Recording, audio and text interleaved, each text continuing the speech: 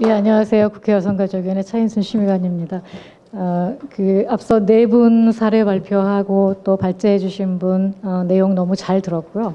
사실 토론자로 섭외를 받았을 때 제가 굉장히 사실은 이제 기뻤습니다. 왜냐하면 현장을 모르고는 제대로 된 지원이 나올 수 없기 때문에 현장의 얘기를 이제 들을 기회가 필요했는데 사실 이제 오늘 같은 기회가 굉장히 중요한 기회다라고 생각을 해서 제가 사실 이제 기업에 대해서 잘 알지는 않지만 뭔가 배우면서도 또 이제 소통을 하다 보면 좋은 또 아이디어나 제안들이 나올 수 있지 않을까 해서 제가 좀 흔쾌히 받았습니다. 일단 저는 이제 정책적 관점에서 말씀을 좀 간략히 드리려고 하는데요. 국정과제 100대 과제는 혹시 이미 다 보시고 정리를 하신 상황이시죠? 예. 하신 상황이기 때문에 제가 자세히 반복을 하지는 않겠지만 오늘의 주제와 관련해서는 크게 이제 두 가지의 과제가 방향으로 제시가 되어 있는 걸로 알고 있습니다. 하나는 중소기업 중심으로 경제 패러다임을 가져가겠다라고 하는 게 정부의 발표 중에 큰 흐름 중에 하나였고요. 그리고 그 중소기업의 인력난과 인재난을 해결하기 위해서 뭔가 이제 대기업과의 임금 격차를 줄여나가겠다. 이것이 이제 중소기업 정책의 굉장히 중요한 하나의 이제 축이었다라고 생각을 합니다. 이제 실제로 이제 얼마나 어떻게 실현할지는 이제 더 봐야 되겠죠. 그리고 두 번째로는 일과 생활의 균형, 기업의 정책에 있어서 근로자들의 휴식 있는 삶을 위해서 일과 생활의 균형이라고 하는 일과 가정 양립보다 조금 더 사실은 이제 확대된 개념인데요. 이 개념을 가져가겠다라고 하는 게 두 번째 이제 국정과제에서 중요한 이제 포인트 중에 하나입니다. 근데 이 일과 생활의 균형 부분에서 이제 크게 이제 세 가지 정책으로 다시 재구성해서 보면 뭐 다 아시는 부분이지만 이제 우리가 오늘 토론을 조금 정리하기 위해서 제가 재구성을 한 건데요. 하나는 이제 시간 정책이죠. 근로시간 정책. 근로시간을 어떻게 효율화할 것인가 라고 하는 이제 시간 정책이고요. 두 번째로는 지금 오늘 쭉 많은 사례에서 보여주셨던 것처럼 돌봄 지원 정책을 어떻게 할 것인가. 그러니까 이런 관련된 내용이고 여기 국정과제는 우리 노 박사님이 발표하신 것보다는 조금 이렇게 약하지만 굉장히 세게 발표를 하셨고 약하지만 그래도 이제 그 과거의 어떤 정책보다는 상당히 이제 전향적으로 제안을 한 부분들이 있어서 그런 부분들이 이제 앞으로 어떻게 실현될 것이냐라고 하는 관점의 문제가 두 가지가 있고 마지막으로는 근로문화 개선 정책입니다. 근로문화 개선 정책으로 제안됐던 것이 근무혁신 10대 제한 캠페인을 하겠다. 그리고 가족 친화 인증 기업을 확산하겠다. 그리고 건강보험과 고용보험의 정보 연계를 통해서 문제 사업장을 근로감독을 강화하겠다. 이게 정부의 이제 국정과제 100대 과제 안에 들어가 있는 세부 내용들입니다. 그래서 이러한 세 가지 범주의 일생활 균형 정책이 과연 중소기업의 강화 정책과 어떻게 맞물려서 실현될 거냐. 사실 이게 가장 저는 이제 포인트라고 생각을 합니다. 앞에 사례 발표나 발표해 주신 부분들은 굉장히 이제 좋은 사례 그리고 또 앞으로의 어떤 방향 제시를 해 주신 부분인데요. 그거를 다시 이제 우리의 정책 과제로 말을 바꿔서 설명을 한다면 중소기업 강화 정책과 일가족 양립 정책이 정말 어떻게 시너지를 만들 거냐. 사실 이 문제가 핵심 포인트다라고 생각을 하는 거죠. 그런 의미에서 볼 때는 사실은 국정과제와 관련돼서는 국정과제 안에서는 이것이 잘 교차해서 드러나 있지는 않습니다. 제가 말씀드린 것이 두 가지의 그냥 범주로서만 얘기됐기 때문에 실제로 이 중소기업 정책과 일가정 양립 정책이 중소기업에게 적합하게 어떻게 구성이 돼서 어떻게 실현돼서 어떻게 효과를 낼 것이냐라고 하는 부분은 사실은 목록적으로 정리가 돼야 될 부분이 있습니다. 그래서 아마 이 오늘 토론회를 끝나고 좀 더 이제 토론회 안에서 많은 어떤 사례 의견들을 조금 더 주시면 그 내용들이 조금 더 모아질 수 있지 않을까. 그러니까 일가정 양립 정책의 수준은 높은데 과연 이거를 현재의 중소기업의 수준에서 다 소화할 수 있을 것이냐. 아닐 거라는 거죠. 대기업과 너무나 조건이 다르기 때문에. 그렇다면 그것에 대한 실현의 장치들은 뭘로 마련할 거냐. 사실 이 논의가 조금 더 구체화돼야 되는 부분이 있습니다. 그래서 거기에 대한 아이디어를 조금 더 주시면 좋을 것 같고요. 두 번째로는 노 박사님 발표 중에서는 이제 경력 단절 여성의 중소기업 세제 지원의 일몰 기한을 연장하든지 아니면 영구화하자라고 하는 제안이 있으셨는데 연장할 필요는 당분간은 있다고 생각을 합니다. 이제 그렇지만 영구화하는 것은 조금 우리가 고려할 필요가 있다고 생각을 하는데요.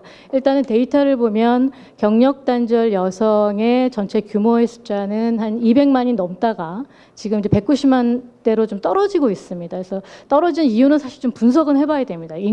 고연령대 인구수가 뭐 줄어들어서 그런 건지, 아니면 뭐 다른 정책에 무슨 효과가 있어서 그런 건지, 아니면 다른 어떤 이유가 있겠죠. 근데 그런 어떤 상황 분석이 좀 충분히 된 다음에 이게 과연 이제 영구화해야 될 입법 조항인가에 대해서는 검토가 필요하다고 보여지고요.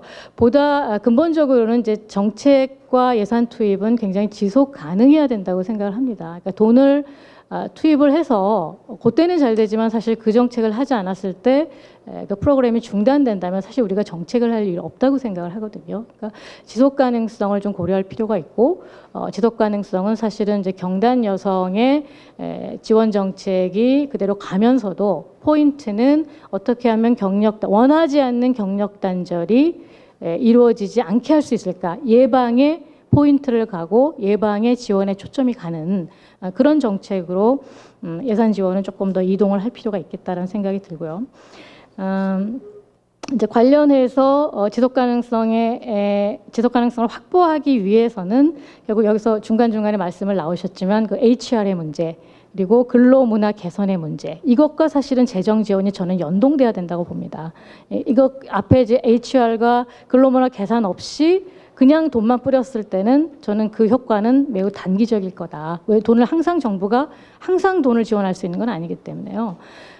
상황 변화에 따라서 굉장히 또 달라질 수 있거든요. 그래서 어떻게 하면 지속 가능한 정책을 위해서 재정 지원과 HR과 근로문화 개선을 결합할 거냐라고 하는 구체적인 고민도 그것을 이제 프로그램이나 제도 형식으로 나와야 되겠죠. 그런 고민도 이제 필요하겠다는 생각이 들고요. 가장 사실은 이제 그래서 강조하고 싶은 거는 이제 뭐 가족 친화 인증 기업을 통해서 인증하는 것도 좋고 인증의 인센티브를 확대하는 것도 좋은데 이제 그 과정에서 컨설팅을 제대로 된 컨설팅을 하는 것이 굉장히 중요하겠다는 생각이 듭니다. 아마 제가 정확한 조사를 더는 못했지만 과거에 뭐 대한상공회의소가 그런 프로그램을 잠깐 한 걸로 저는 이제 얼핏 보도에서 본 적은 있었는데요. 이 컨설팅 부분이 사실 기업의 업무 프로세스와 근로문화의 개선과 HR의 재정립, 특히 이제 중소기업은 아마 제가 보기에는 그냥 얼핏만 봐도 중소기업 부분에서 여기 이제 사례는 당연히 아니시고요. 중소기업 부분은 그 부분이 굉장히 핵심적으로 여전히 필요한 부분이고 그 부분에 대한 개선이 사실상 일가정 양립 지원 제도의 실효성을 높일 수 있는 저는 전제 조건이라고 생각을 합니다. 그래서 이 부분들에 대한 이러한 일가정 양립 관점에서의 컨설팅이 중요하겠고 그리고 또 이제 같이 전제가 돼야 될 부분은 일가정 양립이라고 하는 관점은 사실은 성평등 관점과 같이 가져야 됩니다. 일가정 양립이 효율적이 되려면 효과를 내려면 이것은 사실 뭐 나중에 저출산하고도 연동이 되는 문제긴 한데요. 성평등 관점과 같이 가져야 됩니다. 왜냐하면 성평등 관점은 일가정 양립 관점을 포함하지만 일가정 양립 관점은 성평등 관점을 포함하지 않을 수도 있습니다. 경력 단절 예방 여러 가지 문제들을 사실 해결하는 데는 이 성평등 관점이 굉장히 이제 중요하게 같이 가야 될 필요가 있다라는 거고요. 몇 년 전에 스위스의 성평등 우수 기업을 방문한 적이 있었습니다. 그 회사가 갖고 있는 기본 방침과 여러 가지 HR, 인사조직 원칙 여러 가지 부분들이 성평등 관점, 다양성 원칙, 그리고 일가정 양립 크게 보면 이 세 가지로 정리가 되더라고요. 그래서 뭐 기업이 나름대로 기업이 추구하는 근본적인 목적이 있지만 근본적인 목적의 효율성과 효과성을 제고하는 방법으로서의 이러한 어떤 논의들도 사실은 굉장히 좀 전향적으로 생각하고 이것을 적용해 볼 필요가 있다라고 하는 게 최근에 여러 군데서 확인되어지는 논의입니다. 그래서 이런 부분들을 좀 대한상회하고도 같이 논의를 앞으로 좀 전개할 필요가 있지 않을까라고 생각이 듭니다. 이게 이제 전반적인 저의 좀 개괄적인 문제 의식이고요. 구체적으로는 조금 이제 그냥 너무 심각하지 않게 이제 궁금한 점들을 조금 마이크를 잡았으니까 여쭤보고 싶은 거는요.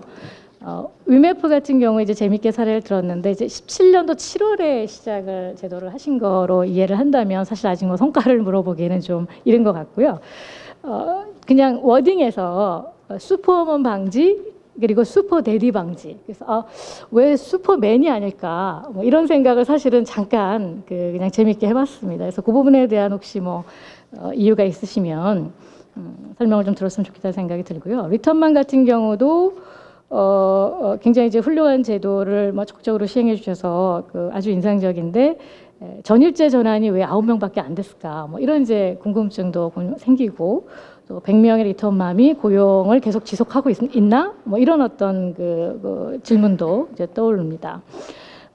그리고 현대백화점 같은 경우에는 이제 발표 말미에 궁금한 거를 사실 발표 말미에 이렇게 제기를 해주셨는데요. 현대백화점의 출산휴가나 육아휴직에 대해서 새로운 정책을 이제 도입을 할 예정이다라고 말씀하셨는데 어떤 아이디어가 있으신지 사실 그걸 물어보고 싶었었거든요. 근데 계획이다라고 얘기를 하셔서 어떤 아이디어가 있으신지 그게 조금 궁금했고요. 마지막에 SK 같은 경우에는 워낙 뭐 임신기, 출산기, 육아기 이렇게 체계적으로 이 제도를 오랜 기간 동안 조금 정리를 해 오셔서 굉장히 이제 인상적이었고 그렇지만 이제 출산기나 육아기 때 이제 기업이 정책을 정해서 제도를 실행한다고 하더라도 사실은 이제 기업 안에 있는 구성원들이 그걸 또 잘 이해하고 잘 따라줘야 되는데 그것과 관련해서는 어떠한 방책이 있으셨는지. 왜냐하면 우리가 마찬가지입니다. 정책이 입법이 굉장히 많이 앞서 나가려고 해도 기업들이 사람들이 따라주지 않으면 사실 그것이 사문화된 것들이 굉장히 많거든요. 저는 그것이 좀 마찬가지일 거라고 생각하는데 그런 좀 방책의 아이디어를 좀 주시면 좋겠다라고 생각을 하고요. 노민선 박사님한테는 출산휴가와 육아휴직 사용 시의 불이익 문제 해결 방안을 이제 문제는 던지셨는데 그럼 어떻게 하면 좋을지 그 답도 한번 조금 주시면 좋을 것 같고 중소기업의 여성인력 활용 회피 문제도 사실 오래된 그리고 또 많이 알고 있는 주제입니다. 특히 이제 제도가 있었어도 그랬죠. 제가 잘 아는 제 친구도 이제 50명 정도 규모의 광고 회사를 운영을 하고 있는데 재작년인가 전화가 왔었더라고요. 육아휴직을 이제 광고 회사이기 때문에 사실은 어느 정도 전문성을 갖고 있는 직원인데 육아휴직을 이제 보냈는데 잠깐 또 이렇게 나왔다가 또 이제 2차 육아휴직을 들어가야 되겠다라고 이제 요구하는 상황이라 본인이 굉장히 사실 이제 정부의 정책을 당연히 이제 지원하고 깨어있는 시민으로 이제 동참을 해야 되지만 현실적으로 이거 너무 어렵다. 뭐 이런 식의 어떤 얘기들을 하는 거를 보고 현재 수준에서 사실 이 문제가 여성들의 어떤 책임으로 갈 건지 아니면 기업의 책임으로 갈 건지 이런 식의 문제로 사실 다루어지는 것은 굉장히 문제가 있기 때문에 조금 더 분명한 해결책이 우리가 조금 더 고민이 될 필요가 있겠다는 생각은 좀 듭니다. 그래서 좀 묘안들을 조금 더 꺼내놔 주시면 어떨까 뭐 그런 생각을 해봅니다. 감사합니다.